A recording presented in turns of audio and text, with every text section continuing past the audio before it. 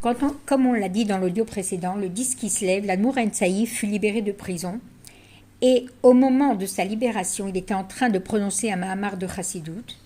Et il était d'Afka en train de prononcer le pasouk Pada Beshalom Nafshi, tu as libéré mon âme dans la paix, exactement comme ça s'était produit avec son père, l'Admur Azaken, quand il a été libéré de prison. On aura l'occasion d'en reparler. L'Admur Azaken aussi a été emprisonné par 2 fois. Il a été libéré le Yud Tet qui se lève, le 19 qui se lève, qui est devenu depuis le jour de l'an de la Chassidoute.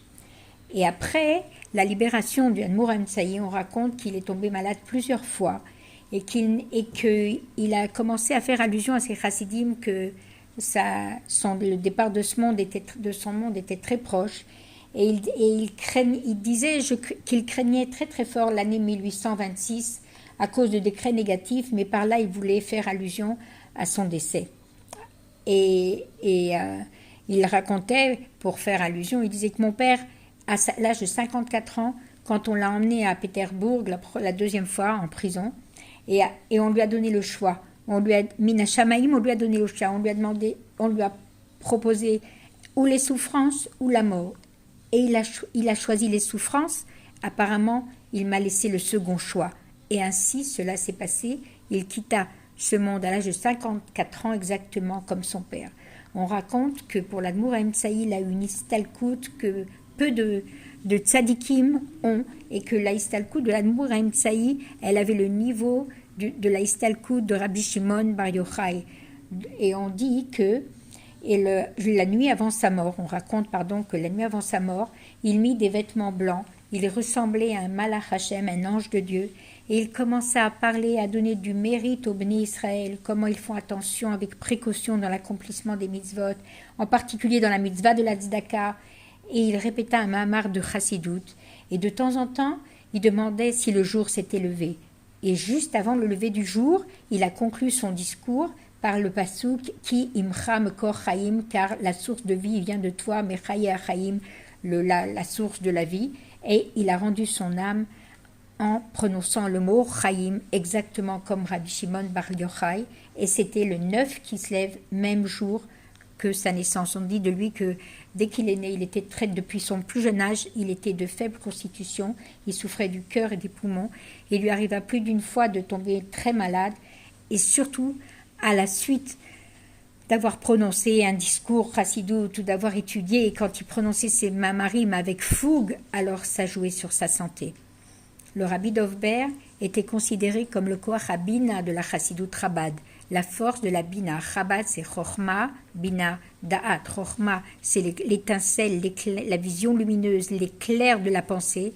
Bina, c'est son approfondissement avec des détails.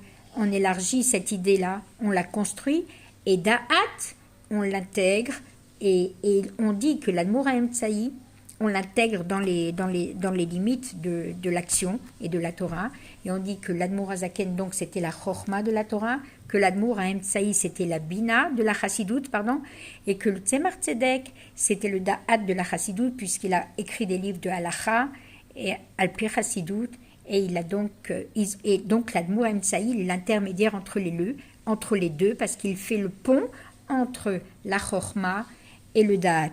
Il était quelqu'un de très très très érudit, et c'est le premier des Rebbeim qui a donné de la Chassidoute en abondance et qui en a assuré la publication et la diffusion d'une manière accessible à tous les niveaux intellectuels, à toute personne. Il a donné la possibilité de comprendre ce qu'est la Chassidoute. On l'a dit tout à l'heure qu'il écrivait avec une vitesse énorme, inhabituelle, et sa main suivait la force de sa pensée, et tellement il a donné en abondance la Chassidoute, on l'a surnommé Rechovot Anahar, la largesse, comme un fleuve large qui donne et qui diffuse.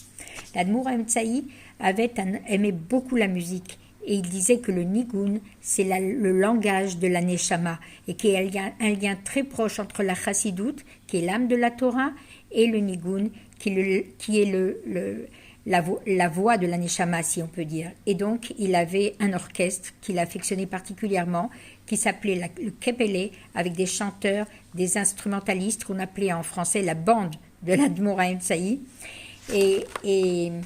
Et on raconte une histoire à ce propos, qu'un jour, il y avait deux des chassidim de l'Admour Haim qui, étonnés, discutaient. Mais vous avez entendu, est-ce que tu as entendu que le rabbi a fait venir son orchestre aujourd'hui? Et l'autre lui répond, mais c'est impossible, c'est stam un jour normal de Chol aujourd'hui. Ben non, viens voir, tu vas voir de tes yeux. Aujourd'hui, l'Admour Haim a fait venir son orchestre. Et ils se sont précipités dans la cour de la maison du rabbi. Et là, ils trouvèrent déjà l'orchestre, la Kepele du rabbi, installé. Ils jouaient des chants de joie, tandis que le rabbi se tenait à la fenêtre de son bureau et du signe de sa main faisait monter l'intensité de la joie et des chants. Et dans la rue, devant le bureau, la parade défilait. Des jeunes chassidim étaient montés sur des chevaux pour amplifier la simra. Tout d'un coup, en plein milieu de cette parade et au summum de la joie, la nouvelle passa parmi les nombreux chassidim qui étaient présents dans cet endroit que le fils du Rabbi Nachum, qui faisait partie de la parade, était tombé de son cheval d'une chute brutale et qu'il était en danger. C'est arrivé jusqu'aux oreilles du Rabbi, son père, l'Admour Haim, et quand il a entendu cela, de sa main sainte, il a fait signe d'augmenter encore plus la simcha. Et ainsi, la course des chevaux s'est poursuivie, accompagnée des nigunim encore pendant un certain temps, jusqu'à ce que le rabbi indique d'arrêter et qu'il quitte sa fenêtre, qu'il rentre à l'intérieur de la maison. Entre-temps, le docteur visita Rabbi Nachum, le fils, et vit qu'il n'y avait pas de grand danger, le danger qu'il avait craint. Son pied était cassé et c'était pas grave. Alors tout le monde commençait à murmurer cette question. Comment le rabbi a-t-il pu demander de continuer la fête après avoir appris que son fils avait fait une chute très très grave? C'est arrivé jusqu'au rabbi et le rabbi a répondu. Et pourquoi on ne me demande pas pourquoi j'ai demandé de faire cette simcha un jour de Chol? Et il a rajouté, j'ai vu un éveil d'en haut qui allait arriver de dinim, de kashim, de gvurot, de sévérité sur mon fils. Et puisque la chassidoute dit que la simcha poretzet geder, qu'elle brise tous les obstacles et que la simcha adoucit les décrets, alors d'Afka j'ai appelé l'orchestre et la parade, et pour qu'il ne reste aucune trace des sévérités que mon fils devait subir. Et c'est la raison pour laquelle j'ai ordonné d'augmenter la simcha, et ainsi, de son pied cassé, il ne restera aucune trace. Ça, c'était l'Admour Haim. On continuera, Bezrat Hashem, à en parler dans un autre audio.